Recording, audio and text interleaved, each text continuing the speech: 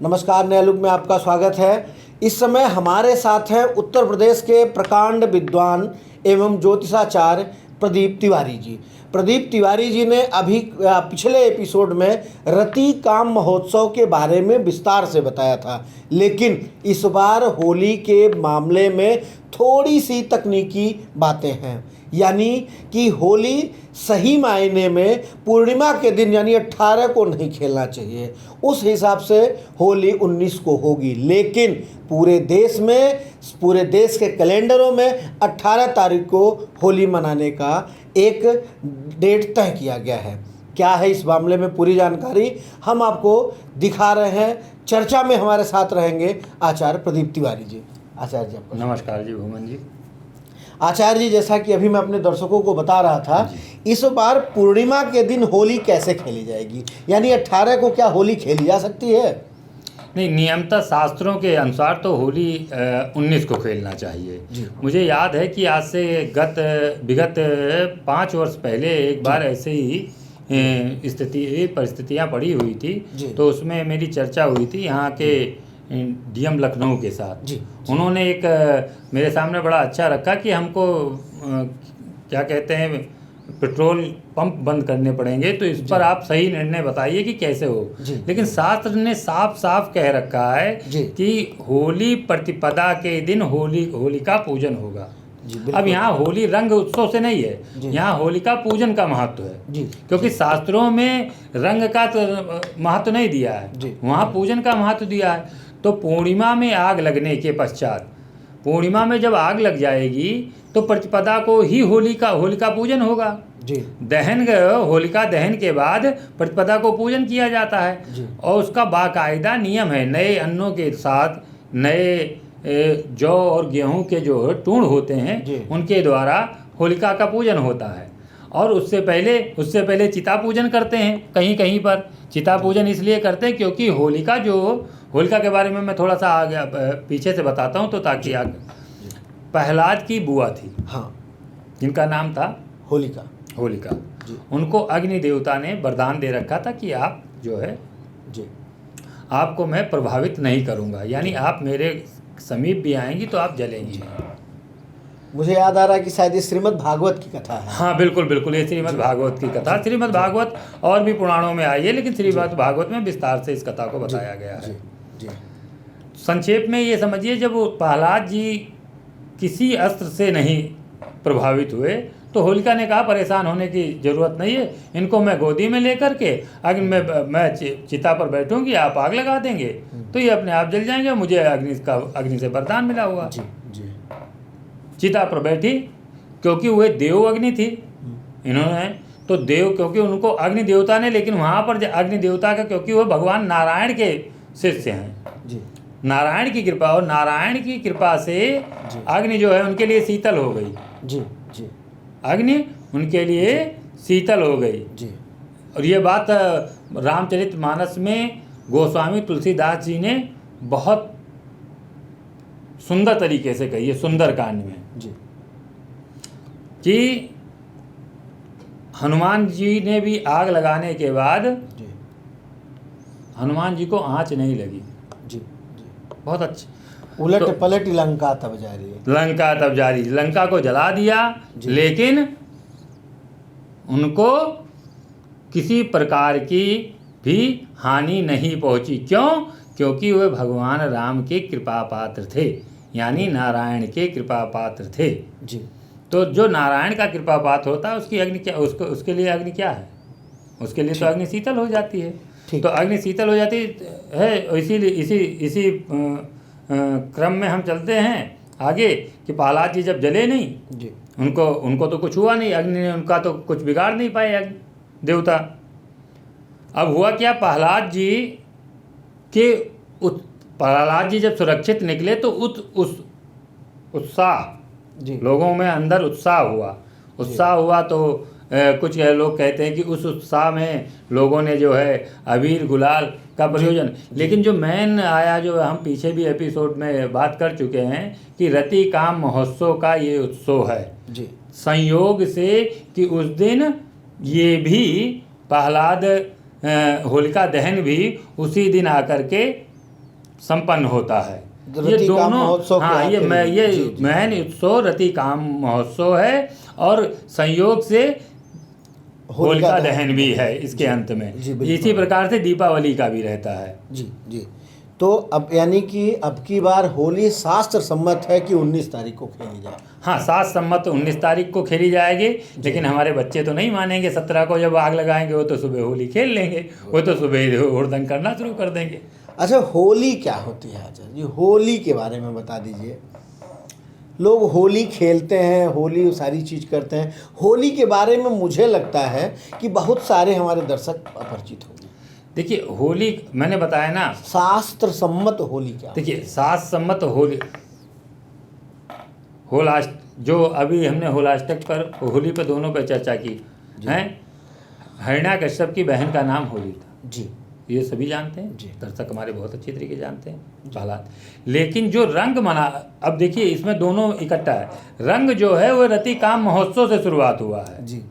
तो हम अबीर गुलाल का जो प्रयोग करते हैं वो रतिकाम महोत्सव का उत्सव मनाते हैं, जो हम बसंत पंचमी से शुरुआत करके और चैत की प्रतिपदा तक के हम करते हैं। और होली जो होलिका दहन है, प्रतिपदा को पूजन करके हम होलिका दहन, क्योंकि किसी भी चिताभस्म धारण करने का हमारे यहाँ नियम है जी। चिताभस्म धारण की जाती है, तो होलिका पूजन करके उसकी विभूति को धारण किया जाता है।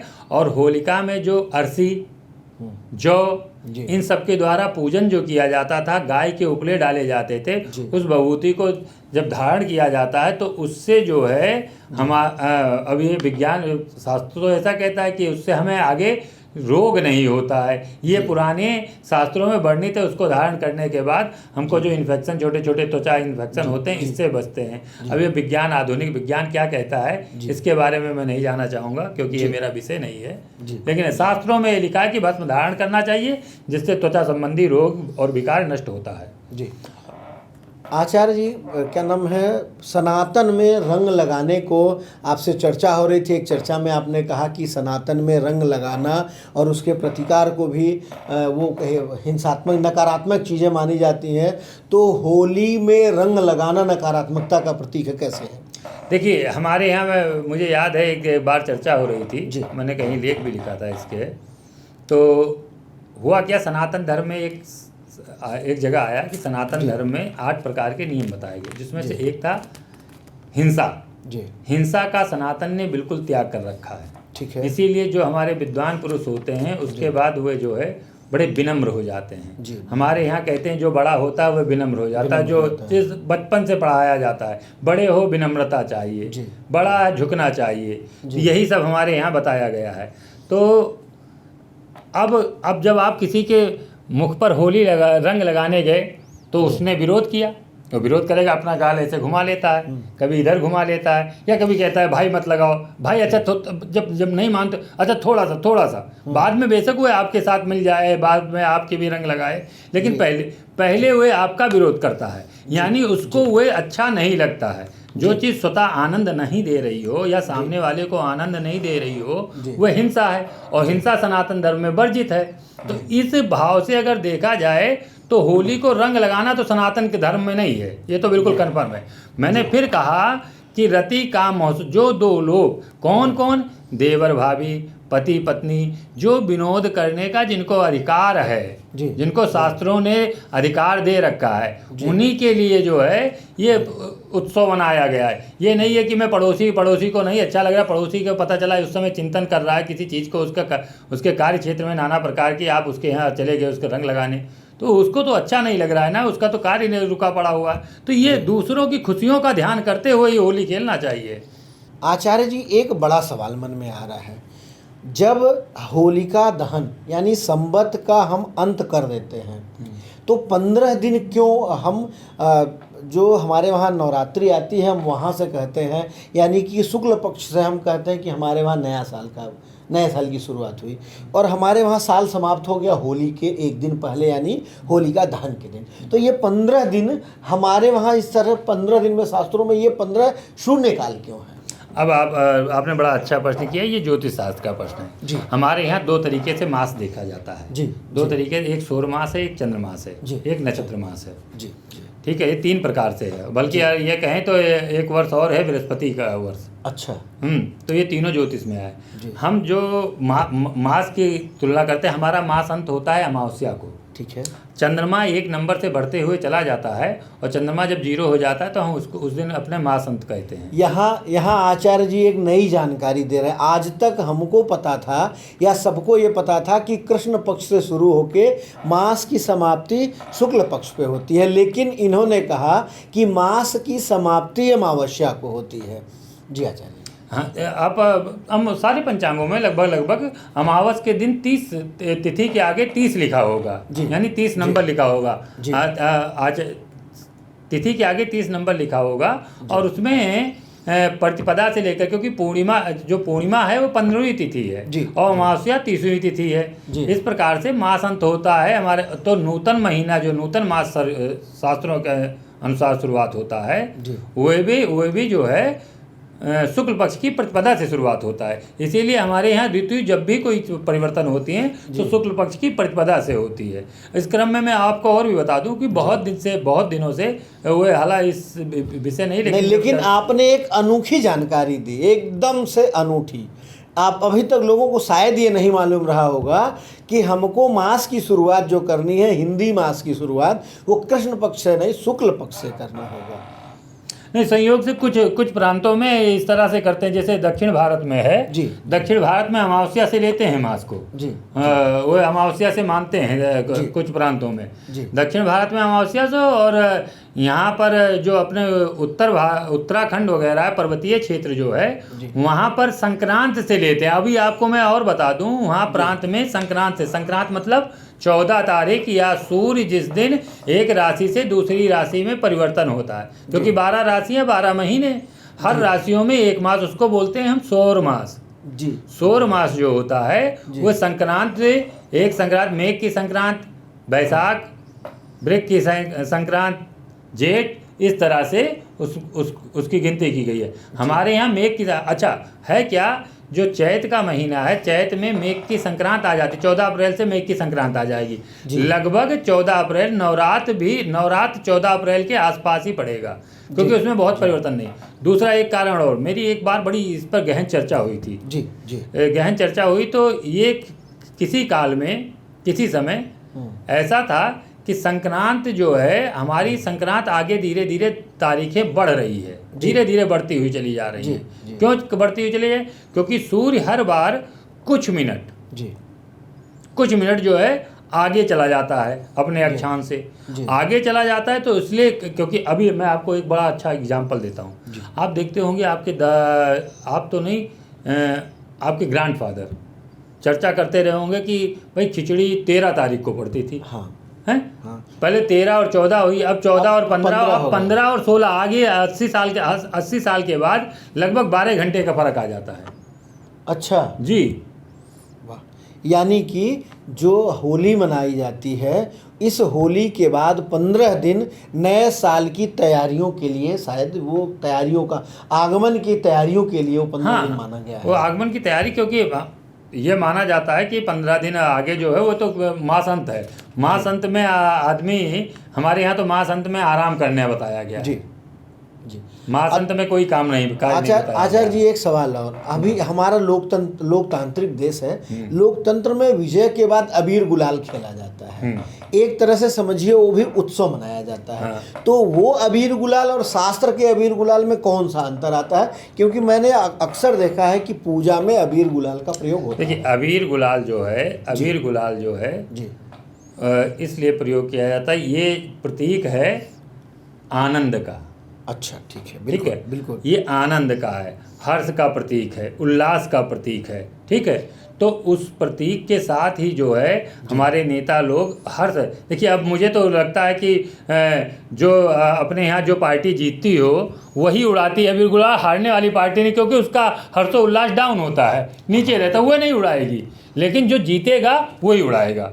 तो इसका मतलब वह विजयी हुआ है, उसके अंदर हर्ष है, उल्लास है, क्योंकि उसने विजय पताका लहराया है। यानी कि जो भी जीते वो अबीर, आप अपने जीवन की कठिनाइयों से, अपने दुख से, परेशानियों से, जिससे भी आप उभरे, तो आप उस दिन होली खेल सकते हैं, अबीर गुलाल उड़ा सकते हैं। इसीलिए हम देवताओं को अबीर गुलाल क्यों चढ़ाते हैं? देखिए देवताओं को मंत्र भी आया, अबीरम चा गुलालम चा, है मंत्र आया अबीर गुलाल का जी।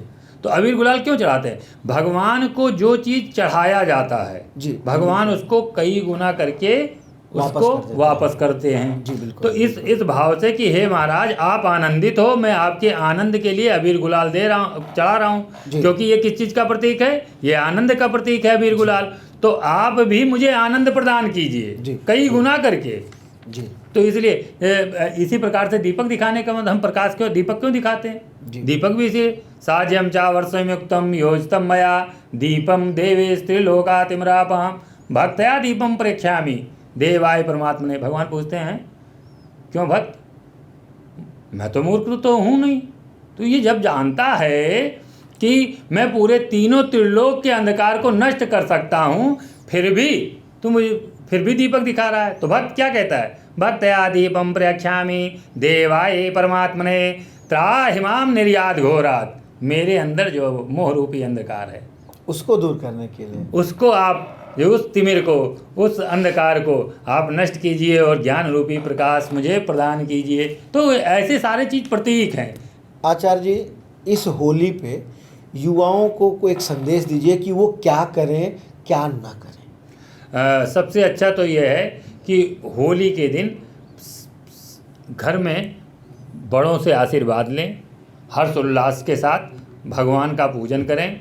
जो जिस अवस्था में है, जैसे बालक विद्यार्थी, उस दिन सरस्वती जी का पूजन करें और माता पिता के अबीर लगाएं, भगवान के अबीर लगाएं, सरस्वती जी के अबीर लगाएं, अपने पुस्तक के अबीर लगाएं और उनका प्रणाम करें। फिर अपने जो बड़े जन हैं उनके मस्तक पे अबीर लगाकर उनसे आशीर्वाद लें। जिनकी अवस्था और थोड़ी ऊपर है, वो हैं जो तरुण अवस्था के हैं, युवा अवस्था के हैं, वे लक्ष्मी जी का पूजन करें, या जैसे कामना हो उनकी इष्ट देवताओं का पूजन करें और अपने परिवारजनों में मिल बैठ करके प्रेम के साथ मधुर मधुर वचन बोलें। अड़ोस पड़ोस के लोगों को एकत्रित करके उनको अबीर गुलाल लगा करके हर्ष उल्लास के साथ उनके साथ भोजन इत्यादि करें।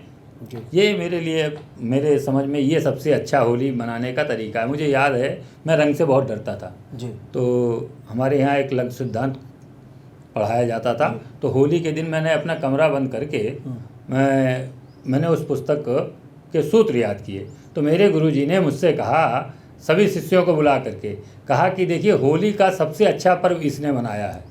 मैंने उस दिन 14 सूत्र याद किए थे। तो सबसे अच्छा यही तरीका है होली मनाने का कि अपने परिवार के साथ, अपने पड़ोसी के साथ, अपने मित्रों के साथ बैठ करके भगवान का पूजन करें। पूजन करने के बाद यथा योग सबके मस्तक पर अबीर गुलाल लगाएं और यथा योग आशीर्वाद दें, प्रणाम करें। सबसे अच्छा तरीका होली का ही। आचार्य जी, नया लुक आए और नया लुक के दर्शकों को अपने होली के बारे में विस्तार से समझाया, इसके लिए आपको बहुत बहुत धन्यवाद। बहुत बहुत धन्यवाद भौमन जी। सभी दर्शकों को होली की शुभकामनाएं।